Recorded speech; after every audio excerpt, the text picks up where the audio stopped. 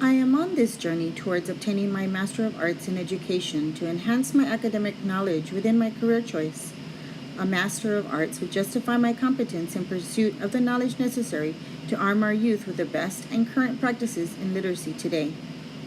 Although I have had several academically successful years with my students, I cannot help but wonder if I have impacted their future lifelong learning. This great responsibility was evident on my first day of teaching and continues on every day I step into my classroom. Upon reflecting on the views in each of the themes presented in this course of Principles of Interdisciplinary Learning and Teaching, it seems a new venture has revealed its path.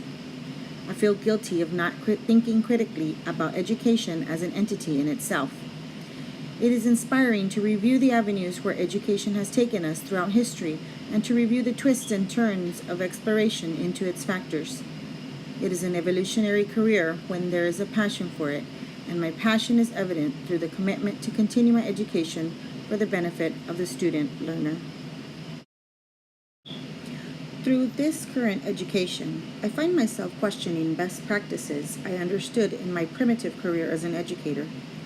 How much of this new knowledge is inherent and practical for educators, and how much of this knowledge must be formally introduced to teachers to ensure accurate delivery to students?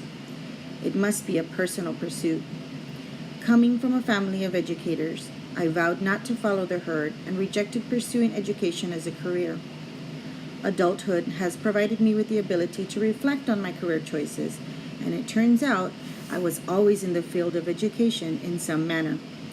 From a transitional life educator to a teenage parent educator, I have always truly been a teacher. My positions required me to teach actions that would lead to a fulfilling and successful life. The settings were different, but the objective was to teach.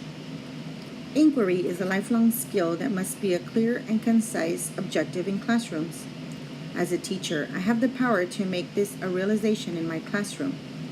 Using the world around us and the students on our roster as a canvas, educators must reveal the treasures provided to us and make clear to students that no matter where they are from, nor have or haven't experienced, they have worth. They own a starting line in the pursuit of education. The knowledge of this starting line is sometimes a part of the inclusion of motivation with our students. It is an open door to move past the starting line and move forward in life as the critical thinker. I have always expressed to parents and students that they do not have to be the most popular to succeed. The only necessity is ambition. A classroom of interdisciplinary learning is the ideal environment to nurture our youth for success in today's college readiness world. I want to have fluid content matter delivery in my lessons. I would even consider a substitution for the actual term lesson. Consider a new name, Discovery Discussions. I would use student-guided discovery and student-led discussion where it is applicable to include personal and inquisitive contributions to assignments. I envision an environment without the constraints of a time-blocked content. Limited activity could be replaced with a comfortable environment where problem solving occurs first through conversations, then application. No bias of capabilities will be seen in my classroom. All learners will be active participants with differentiated instruction where the division is invisible to students as well as observers. With an evident gap in achievement, educators need to fight for the rights of our youth and faithfully practice a teaching environment where students learn globally and holistically at the same time. Teachers must play an active role in this venture. If concentration on closing the achievement gap is occurring in our universities that are training our new educators, the transition will come with ease where interdisciplinary instruction is absent. Educators need to take it upon themselves to analyze today's education in order to be well prepared to deliver quality lessons to our students.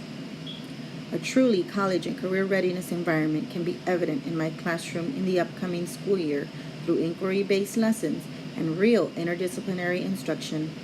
I imagine inviting more thought-provoking topics and providing increased opportunities for conversations. When considering the theories that surround education, my mind wanders through my many classrooms over the years. How considerate was I to a learning theory? Did I faithfully implement best practices with my comprehension of knowledge and learning? To know and to learn can take on different perspectives. However, there are occurrences that are remarkably evident every day in classrooms. I recall the non-reader who can now read, and the mute student who explains her every action now. Those inspiring experiences make theories real. I can attribute the validity of cooperative learning, social stories, and scaffolded approaches in lessons to our theorists as experiences of those teaching styles seep into mind during the exploration of the development of knowledge and learning. Having been a contributing teacher in diverse settings in education, my decision to pursue this profession is ever so inspiring. I am full of pride to be able to experience children learning and attaining knowledge. Learners. How can we categorize our learners? Over the past 15 years, I can attest to the diverse and evolving student population in an elementary classroom. However, though the interests and backgrounds are fluid, they are still individuals on the journey of education. As an educator of tomorrow's leaders, it is pertinent to keep informed and driven to embrace learners as they are presented to us. It is necessary to view our students as individuals looking to us to provide them with the wealth of knowledge that will be their guide throughout the rest of their lives. With every new theme that is introduced in this course, there is a drive to make a new path for it in my career. I'm very eager to share this wealth of knowledge with colleagues and even more excited to find what works for my students. I've always practiced an open door policy in my classroom and will continue to do so to ensure an inviting environment of a community of learners. It is with a sense of peace that I can deliver to students and teachers the message that there are so many avenues to venture on in education. Additionally, in education, where there is a will, there is truly a way. Education is a freedom and literacy not far from reach. In the diverse world of education, a student needs not follow a beaten path, but inquire and explore their own path. It will be an organization of thoughts, theories, and practices that will prove my readiness for delivery of lessons.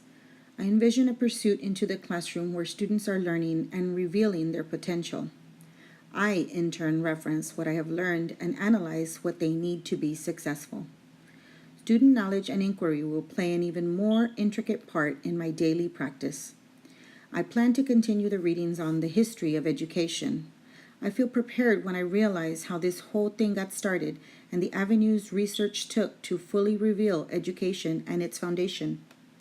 The decisions in education and entities that yield the rights to modify education can only enhance what we know as literacy today. I do not foresee a kickback, as we have only shown progress in our educational system.